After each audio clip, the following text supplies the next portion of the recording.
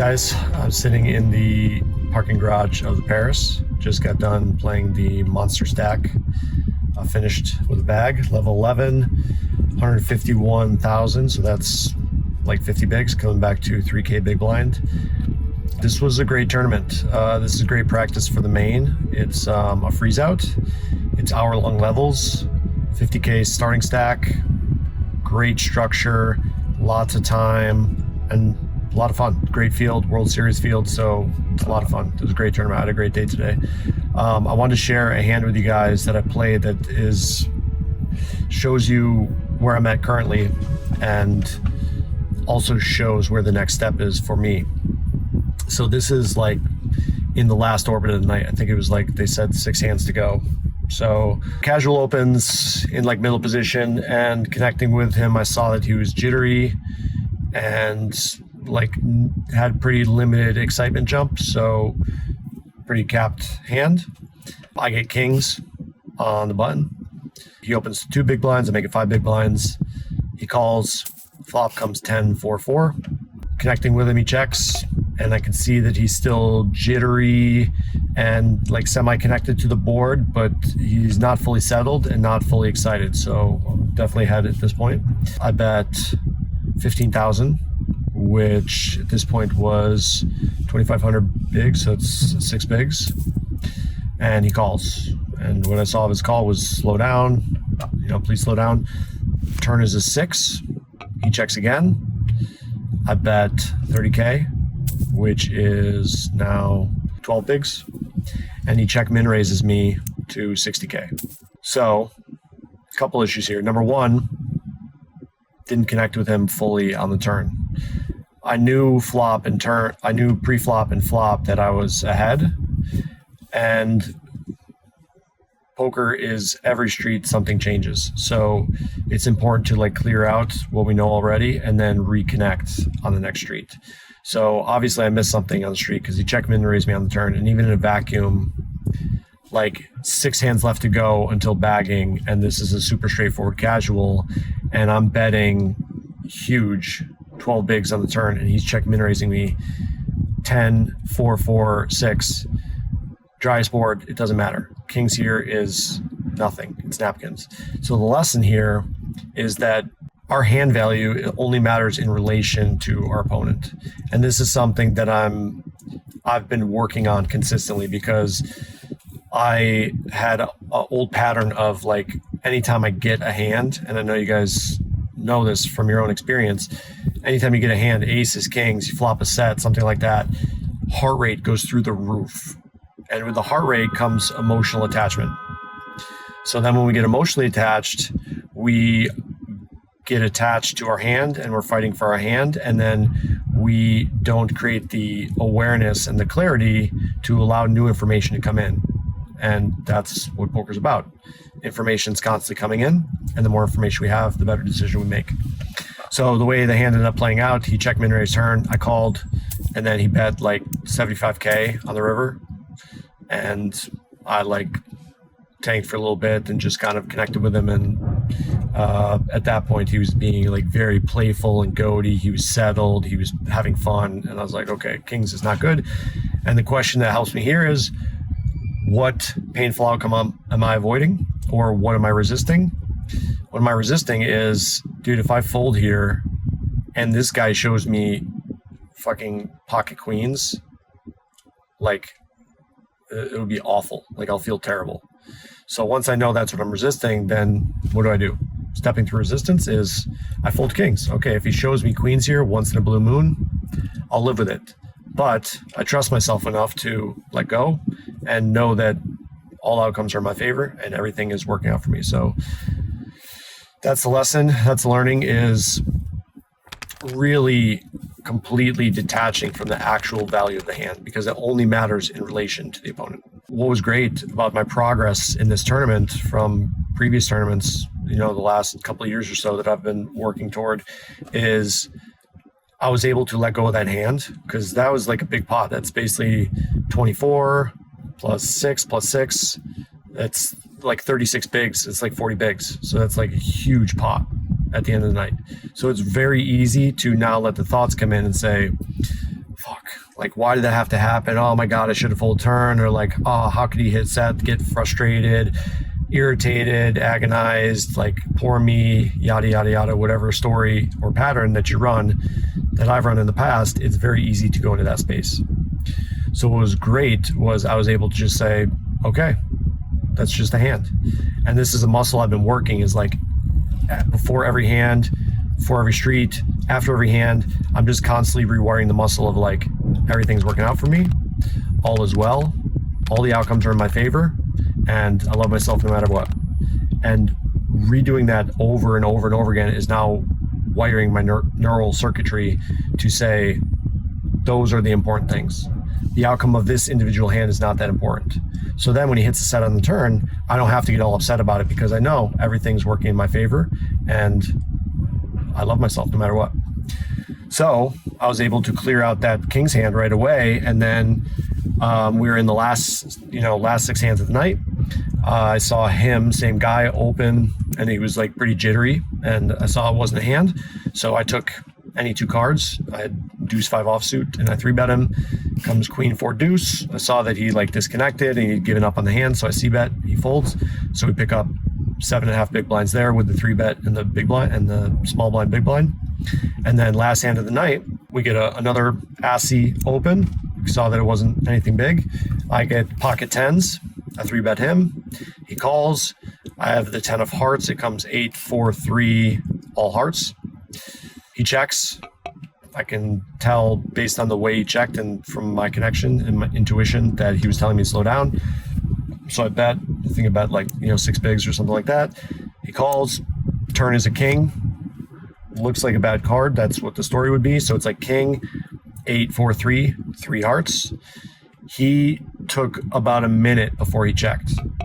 And so we just asked a simple question. What does he want me to do? Slow down.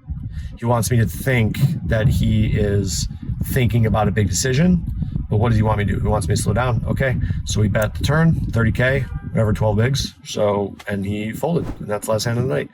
So the huge improvement for me was being able to let go of that hand and just like let it wash off. That hand doesn't even matter. And come back, and literally I added, I think it was down to like 90K after the king's hand, and I added 60K just by staying present and being intentional with, why am I here? I'm not here to win individual hands. I'm here to apply my process, which is, as you heard in the last log, number 1, loving myself first and foremost every hand. Number 2, practicing hakalau. I don't think I mentioned that, but hakalau is when you basically get in a meditative state, and it allows you to access your unconscious mind in the moment. So it like the conscious mind just kind of goes away, and you like soft focus your eyes on everything. So your unconscious mind is direct connection. So hakalau. Number 2, ask the simple questions. What does this guy want me to believe? Is he more intense and settled, or is he more sad and jittery, or whatever adjectives are working?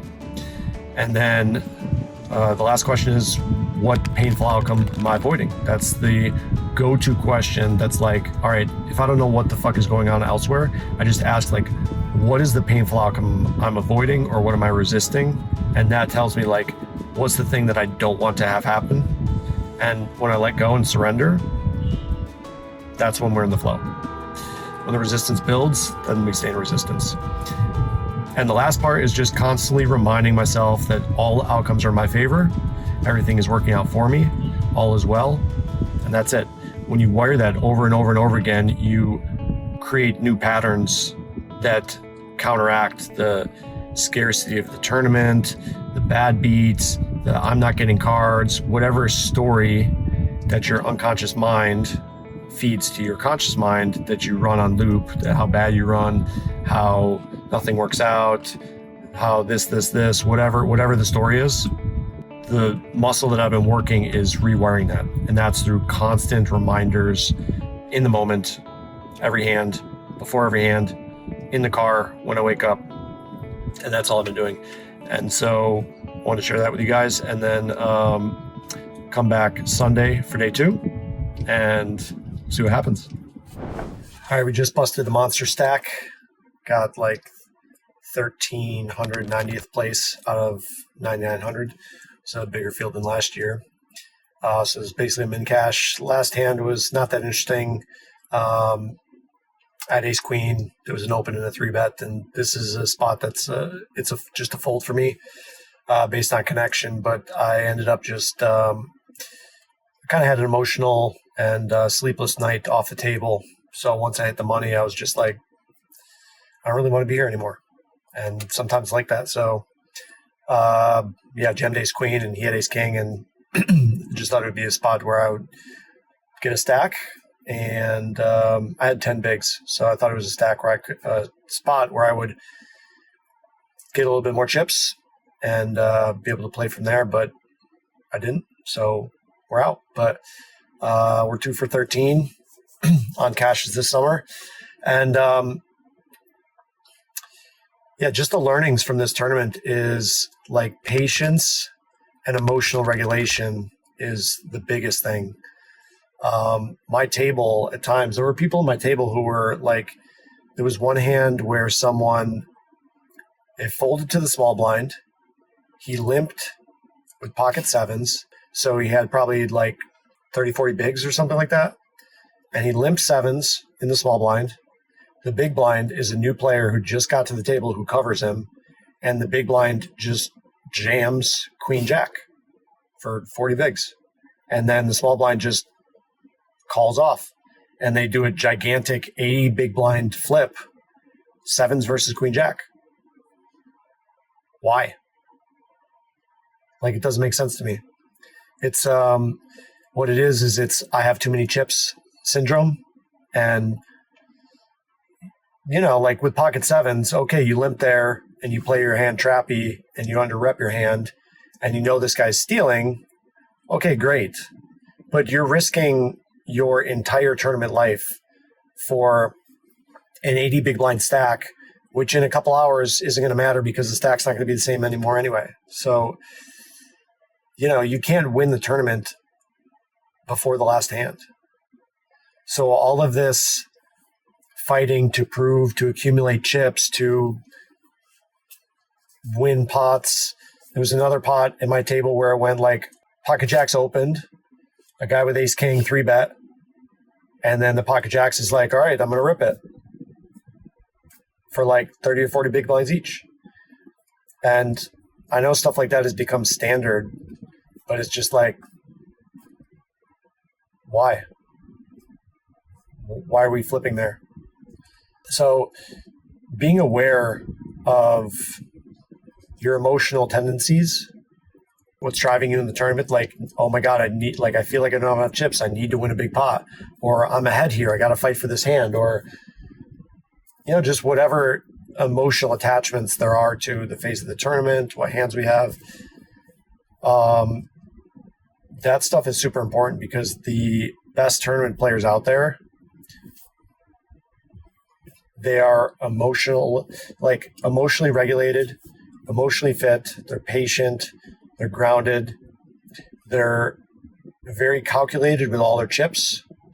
They know exactly what they're doing. They know how and when to value bet and what amounts. They know when to fold and let go. And, tournament poker, which, 5 years ago, 10 years ago was thought of as like, oh my God, it's a donk fest, luck fest, or whatever, is very much a skill game. I went from, and this is my personal experience, I went from maybe a couple of years ago, like if I made a dinner break, I was ecstatic. Like I just didn't make dinner breaks because I would just get in there. I didn't have any intention. I didn't know what I was doing. I'm trying to accumulate chips right away and I get involved in spots I don't need to be involved in and I'm out by dinner. And then I'm firing another bullet and I'm out by dinner. Now I sit down with one bullet and I'll make level 15 consistently. So that tells me that I just have like a little more tweaking to do. Like if I can make it to level 15 consistently, it's like, all right, where can I let go in spots that I get to let go of? And where can I accumulate chips in spots that I get to accumulate so that I can go a little bit further? And knowing where the nuance is That's the skill tournament poker. And, again, dead money's king in tournaments. If you could pick up dead money, if you can go the whole tournament without getting all in, wouldn't you do that? So, but the money's got to be dead. If you get jacks and the guy's fighting with ace king, it's not dead money. So if you can find the dead money spots, pick up many chips where you can and let go where you need to let go, then it's a much different game than the high variance, emotional, whatever fest. So I'm tired. I'm going to get some sleep. But on to the next one. I think it's a mystery bounty at the Win tomorrow. $2,200, $3 million guaranteed mystery bounty. And I've never actually pulled a bounty, so I'm looking forward to pulling my first bounty. So thanks.